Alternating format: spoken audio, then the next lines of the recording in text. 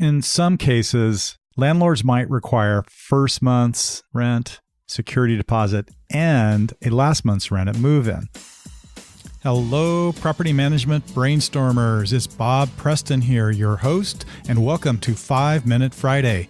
FMF is a mini podcast series where I offer my best tips and advice regarding questions I frequently get from property managers, real estate investors, and landlords. I do this every Friday in 5 minutes or less. So if you're new here, consider subscribing to get all my quick advice and updates, and let's get started with today's FMF.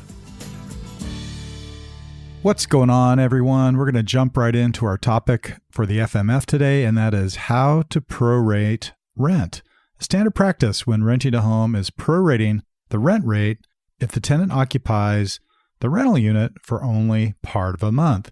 In the state of California, where I'm a broker, rent is always prorated on a 30-day month, even if that particular month happens to be 28 days as in February or 31 days as are many months. So, for example, if the rent rate of a property is $1,500 a month and the tenant occupies the rental for only 10 days, the prorated rent amount would be calculated as follows. You'd take $1,500 divided by 30, that's $50 a day.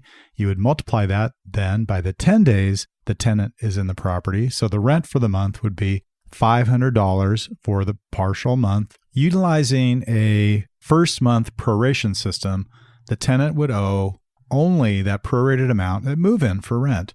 In the previous example, that would be just $500 for the partial month.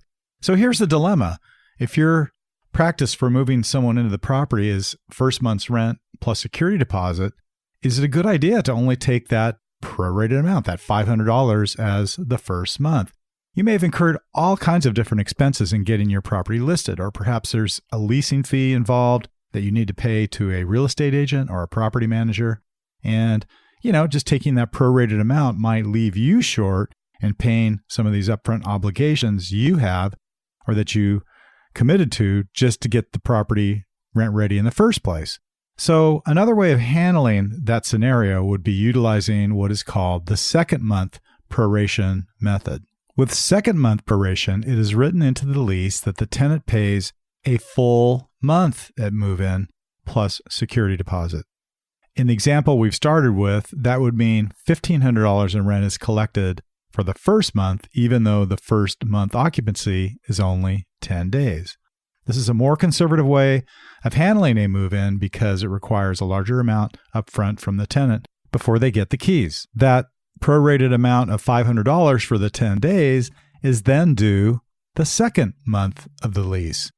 At that point, all things are even and rent is paid as normal for the following months on the first of each consecutive and respective month.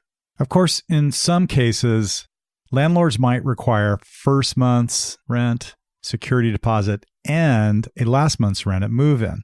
That's not as common anymore for us in California, particularly in San Diego, because of the escalating rents. It would be, almost as much as putting a house down payment just to move into a rental.